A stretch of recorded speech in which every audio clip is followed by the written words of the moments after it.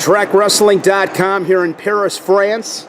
Here with head Greco coach Matt Lindland one day before the competition here in the arena for the warm-up. Got 4 guys going tomorrow. First question, Matt, just what you guys have been up to the last week in preparation for this big event.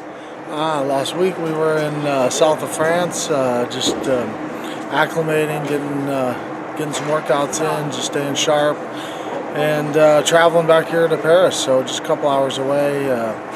Now we spent the last couple days here in Paris, and guys are, you can see, getting down to weight behind us, and just getting the last workout in. You and I talked about it before. At this stage of the game, use any cliche you want to. Hay is in the barn. What is you most excited in anticipation for the World Championships with Greco? I'm always excited to see these athletes compete. We got a talented group of guys. They put in a lot of hard work. They've dedicated themselves the entire year to prepare for this event. So I'm looking forward to seeing them get out there and compete and do what they do. A lot of turnover after the Olympic Games in Rio. How does that change things from an approach standpoint from your perspective? Well, I think that's always the case, and I think we've been gearing up for that for a while. I mean, we've brought these young athletes in. We've had Mason in our room. We brought Tracy into our room. Alongside guys like Robbie and Cheney, who've been a part of the program for years. But bringing some of these young athletes in, just to be a part of that, preparing them.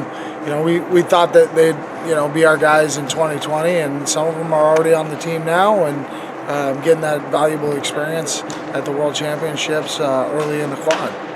How are things different for you right now, a few years into this? Got a pretty good handle. We saw some good momentum at the junior level. How are things different right now when you gauge where the program is compared to when you took over? Well, I think there's definitely momentum going. The analogy I use is, we're still pushing the rock, but I've got a lot of people helping us push that rock right now. It's still going up a hill, and we're fighting against, we're fighting the fight, But I've got a lot more hands on deck. We've got a lot of support just in the community as a whole. We got a lot of grassroots effort behind us. The support staff here is incredible. We got Jason Lukitas and Herb House as our world team coaches, and they've been instrumental in helping us get this thing together, along with the rest of the staff and all the other volunteers.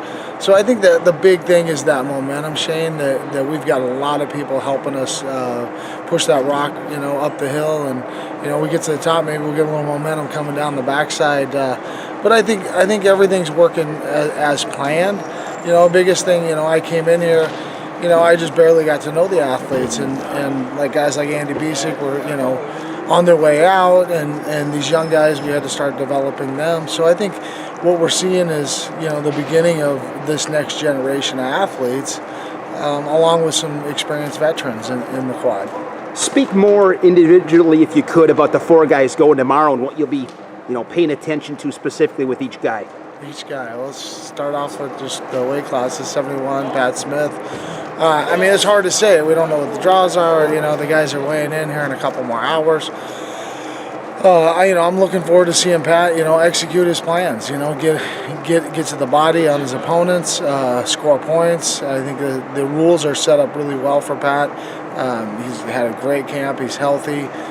He's very experienced. This isn't, it's his first World Championships, but it's not his first international tournament. He's competed very well overseas. Just recently in our pre-World tournaments, he had some really good matches. 75, Mason, a little inexperienced, but, experience on the junior cadet level. So, again, a guy that's, it's not his first time overseas, but it's his first senior World Championship. So, what do you see when you look in his eyes? What do you see when you look at a young guy like that on a big stage like this? Mason's an incredible competitor. He always finds a way to get it done. His mentality is one of his biggest strengths. And so he's been healthy. He had a little injury, months ago during some of our preparation. They kept him out, but that's gone. He's healed up. He's ready to go. So, Mason's biggest strength is his mind, his ability to put together a game plan and execute that game plan throughout the match, and his mental toughness. So I think that's what we're going to see out of Mason tomorrow.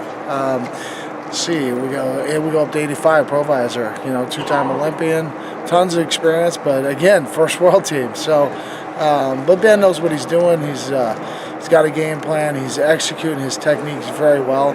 One of the things that we haven't seen out of Ben before was a lot of scoring on his feet, and I think that's what we're going to see here. We're going to see him execute his techniques, whether it's his underhook on his right side, scoring there, or ducking and getting to that body and taking guys' taking their feet off the mat and putting them in the air. I think we're going to see Ben execute techniques and score this tournament, and that's going to be a game changer. That's going to allow Ben to win matches. If he wins enough matches, we can get on the podium there. Very talented athlete, so he's just got to focus on, like I said, scoring and executing his techniques, not just hanging in there and pummeling. And we saw him do that throughout the year of the Pan Ams. He scored. He just won a medal over in Tbilisi, putting points on the board. We're going to continue that trend going through. And then 98 kilo, I think we got a guy, a very capable athlete that's proven he can compete with the best guys. I think we wrestled the silver medalist down in Brazil from Rio. We wrestled the bronze medalist back in December. We beat him. We had a very close match against the Cuban, knowing that he's capable of beating those guys. And then he came off very disappointing, circumstances down in Finland. You're talking about Hancock. Yeah, he had a tough go. He got a really terrible call. If you go back and watch that match, you can see the leg foul was there.